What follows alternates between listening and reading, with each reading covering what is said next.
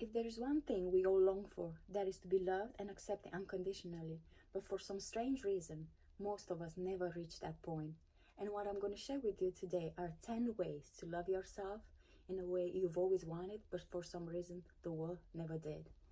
First, it's like commit to this idea of loving yourself unconditionally, of showing up for yourself at all time, of loving and embracing all parts of you, no matter if perceived as good or bad, and creating this vision of how you want to be loved, of how you want to show up for yourself, of how you want to feel in your body, how you want to think, and how you want to act all throughout your life. And in doing so, right, as Patanjali used to say, dormant forces and faculty will come alive that will help you, right, and that will fuel you, this vision and this intention of yours to move forward and to feel this love. Second of all, embrace all of yourself without condemnations, without judgment, and without guilting and shaming yourself. You know, being human, right, it's not always easy. There are so many things sometimes we do wrong, and so many programs that were placed upon us that make us think this is right and this is wrong. But as Shakespeare used to say, it's neither good nor bad, but thinking makes it so. So if you can just embrace all parts of you, no matter if you think they're good or bad, right? Showing up for yourself as a little child and looking at everything that you are and that you do with eyes of wonder, childlike, right? With a childlike spirit.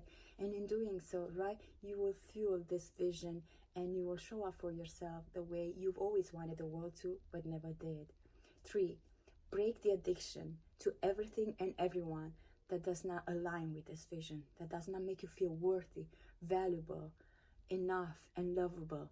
Because a lot of time, right, we have this idea that I'm not worthy of love, I'm not deserving, I'm flawed, right? And what we surround ourselves with people and with experience and circumstances that confirm that. Like a lot of them, they're addictions, right? Which like we can't stop, but right, and we need that.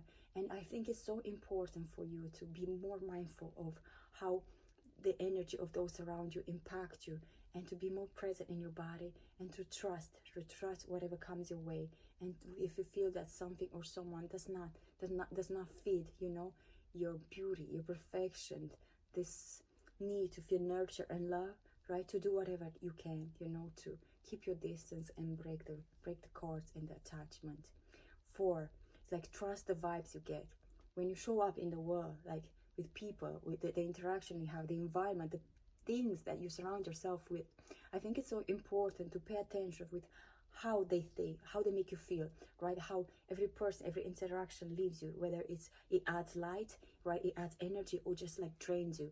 If it makes you feel insecure, doubting yourself, fearful, or if it makes you feel like full of life, energy, and vitality. Because believe it or not, a lot of times, like the people we surround ourselves with and the experiences and the things in our life, they're only meant, you know, to drag us down and to just like feed with all the beautiful things within us, so that at the end of the day we are left feeling like there's nothing within me that is worth it, that is of great value. And I think it's so important to trust the vibes you get, right, and just be fully present in your body, and to breathe and just pay attention and then act accordingly.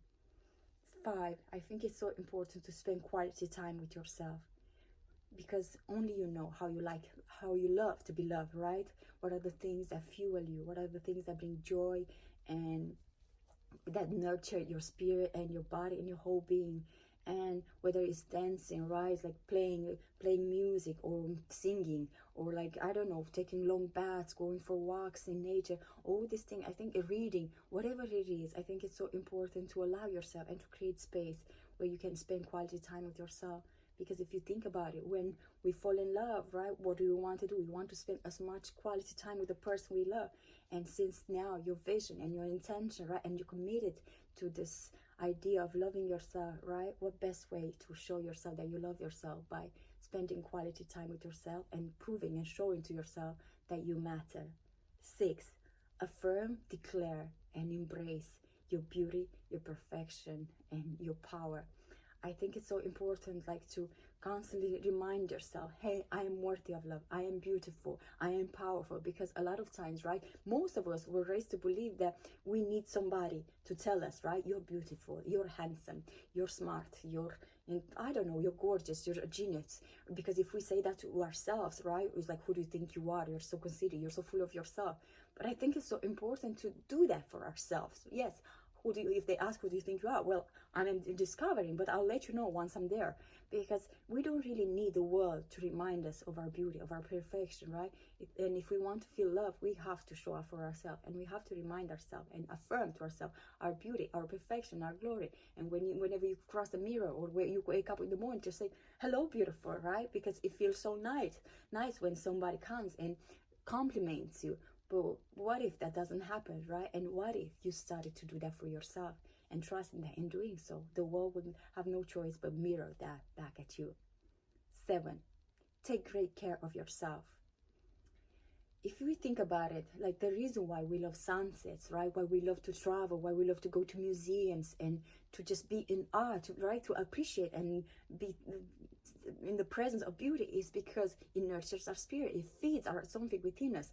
And if you wake up in the morning, right, you go brush your teeth and you have a mirror, it's, oh, look at my face, or oh, look at my belly, look, I'm so fat, I'm so ugly, all that, and you don't take good care of yourself, right? You will constantly abuse yourself and you brutalize. And imagine if you're in a relationship with somebody that what you wanted to affirm your beauty, right? To recognize, hey, look how beautiful you are. And not always like, not just when you're actually looking good, but there are times, right, to recognize that there's a beauty in you that goes beyond appearances.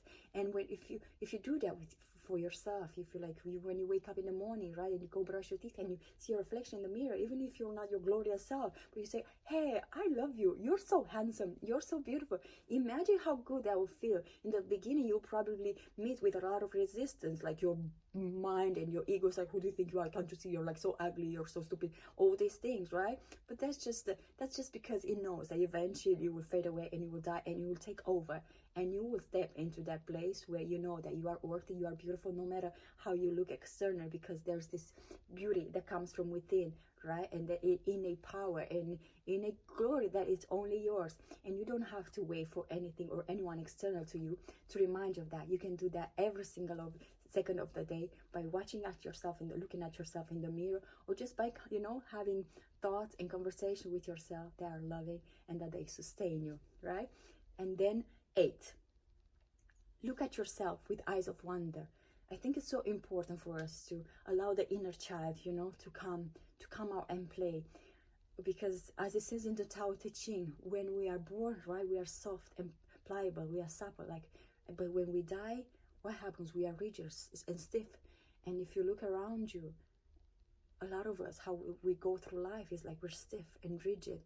And when we step back, like from all these old patterns and beliefs where we were told that we are unworthy and that life is over for us and that we are not worthy and deserving of love, and we allow our inner child to come to the surface, we look at life with wondrous eyes, right? We will begin to be soft and flexible, and again to feel this innate joy that was lost for a while, but now it surges back, it comes to the surface. And when we do that, we realize that you don't have to be a child, to have this childlike wonder, right? There's a child within you that is always there, and that is your innocence and your beauty and your playfulness, and how wonderful it is to allow that to come to the surface.